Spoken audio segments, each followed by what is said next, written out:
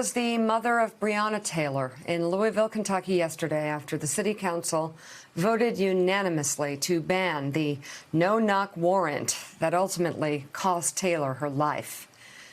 Breonna's law was passed after days of protesters calling for an end of the practice of police breaking into a home to make an arrest.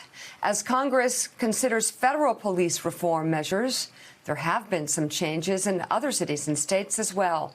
In the District of Columbia, the City Council amended rules governing the use of force and now requires the release of the names of officers involved in deadly incidents and their body cam footage from those incidents.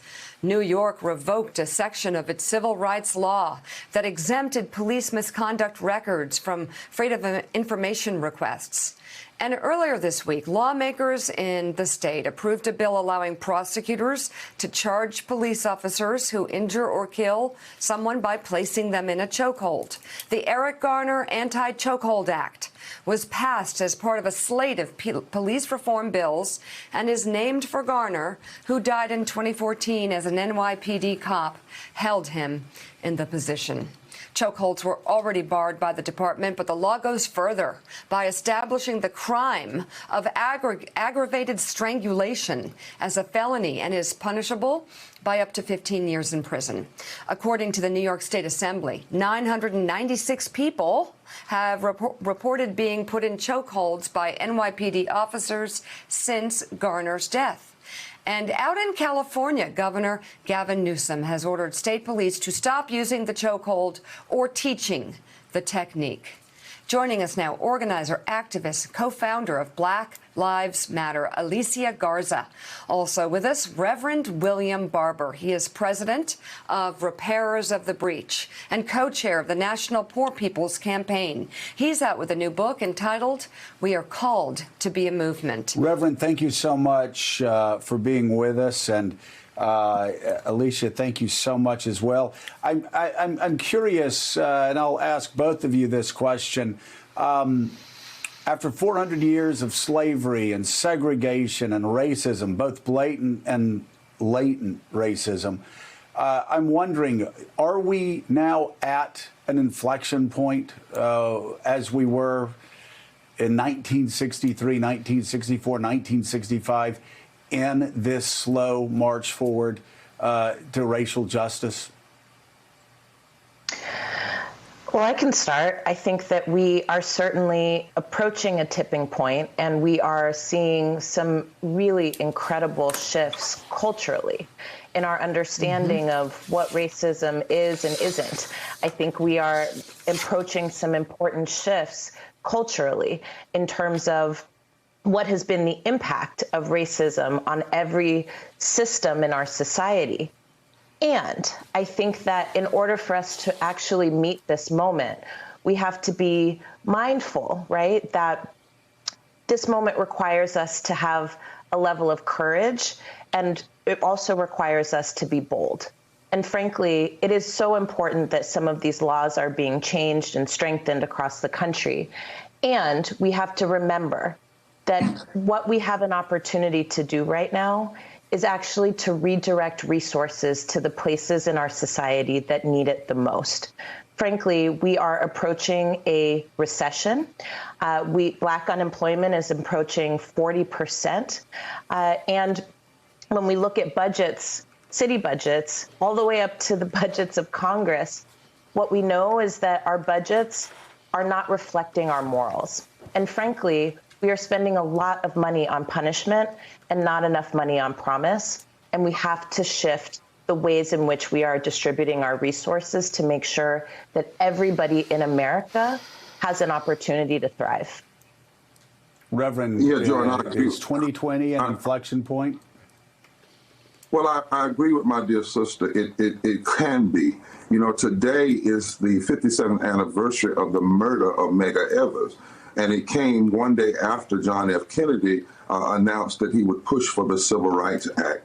You know, when we hear the "I Can't Breathe" of our dear brother Floyd, it is a danger if we isolate this moment just to police violence as the form of death caused by racism. That I Can't Breathe really is a kind of shorthand for all of the ways in which people can't breathe. And so even before the death of Brother Floyd, 700 people were dying a day from poverty, 250,000 a year, and 61% of all African Americans were poor and low wealth. We have to address that. We had 80 million people uninsured or underinsured. And there's a level of racism in that, Joe, in terms of how the refusal of this country to provide insurance for all of its people connected to our bodies and not to our job has a disproportionate racialized impact on Black people. Even racist voter suppression has what I call a death measurement, because when you suppress the vote, you allow people to get elected who, once they get elected, they block health care, they block police reform, they block reforms in the climate, and all of those blocks cause death. So what we really have to have, I'm going to do a sermon at the National Cathedral this Sunday, and it says, America, accepting death is not an option anymore. And we have to look at how death happens, because racism, everything racism and classism touches, it causes a form of death and a form of strangulation and a form of suffocation to our democracy. So this can be a point, but it won't be a point. The new world that we see trying to be birthed in the street will not be birthed if we just isolate it to one form of death and just isolate it to a few reforms in policing rather than a full reform throughout our society. Alicia, it's Willie Geist. It's great to have you with us this morning. I'm curious in your take about why this time feels different, if you believe it does. And if you look at this polling, which is extraordinary, that shows 3/4 of Americans, so that crosses obviously progressives and conservatives, Republicans and Democrats, white and black, believe that the protesters in the streets have their support. You have something like 70% believe that what we saw with that knee on the neck that killed George Floyd was representative of a larger problem with policing in this country. A new poll yesterday from Yahoo now show a majority of Americans support athletes' right to kneel during the national anthem, Confederate flag coming down from NASCAR, country music artists changing the names of their bands, Confederate statues falling across the country. Why do you feel like this time has so catalyzed the American people? It's not like this is something new, as you've been pointing out for years. What is it about this moment? Well, I mean, I will honestly say that the last 4 years have become so polarized under a president and under leadership that refuses to lead.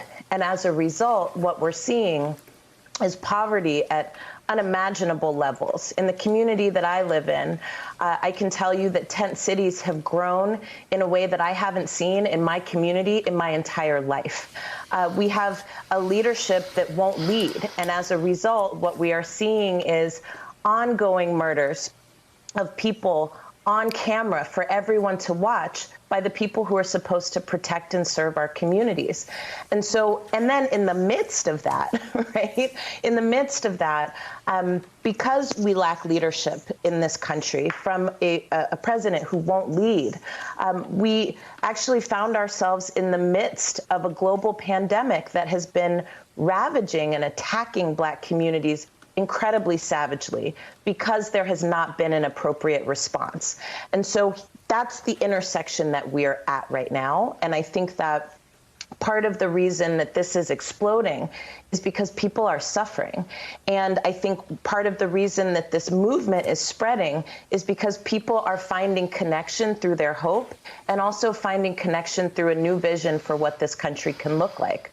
I think it's incredibly powerful to say that we want to redistribute resources away from punishment, that we want to redistribute resources away from things in our communities that are not actually closing the gaps that we experience in healthcare and housing and employment and education, in standards for workers, and that we actually have an opportunity, right, to say, we can meet the promise of this nation, but we have to be courageous and we have to be bold and we have to ensure that our leaders are enacting the political will that's necessary to actually make that a reality.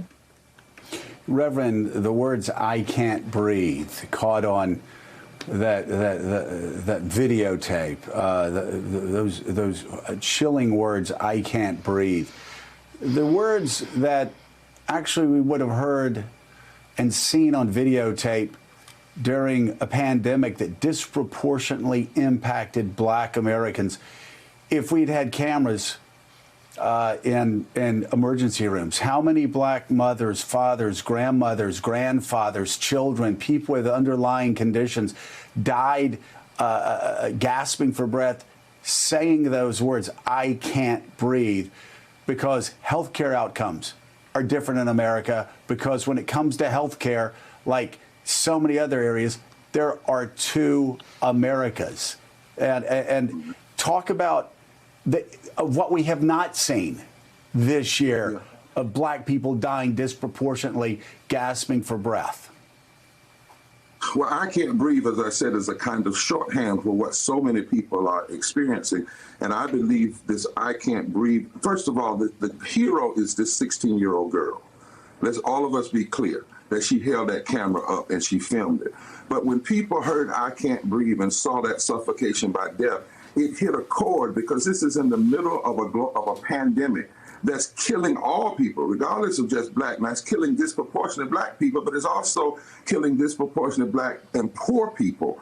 And it does, and it's choices. It's like the state is supposed to protect life, but too much under Trump and McConnell, and it is exposing that when you have someone who is a racist, when you have someone who's a narcissist, and when you have a Senate that'll go along with that, that people stop breathing in so many ways. Your economy stops breathing.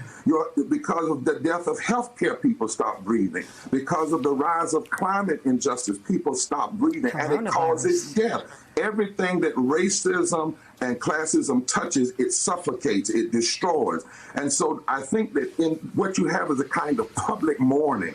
People radiated with that "I can't breathe." And Joe, none of this has to be, one of the things we have to understand in this moment, that this is by choice. We are suffocating this democracy by choice. And that's why the Poor People's Campaign, a national call for moral revival, on June 2020, we're bringing together people of every different race, creed, and color, saying you got to address all of these issues. So racism, poverty, ecological devastation, the war economy, all of them, because they are trying to suffocate the life out of this democracy. And the people marching are trying to make this democracy breathe. The new book is entitled "We Are Called to Be a Movement." Profound words by Reverend William Barber. Thank you so much. Alicia Garza, co-founder of Black Lives Matter, thank you as well for everything that you are doing. We greatly And that does appreciate it for us this morning. Stephanie Ruhle picks up the coverage right now. Thanks for checking out MSNBC on YouTube, and make sure you subscribe to stay up to date on the day's biggest stories. And you can click on any of the videos around us to watch more from Morning Joe and MSNBC. Thanks so much for watching.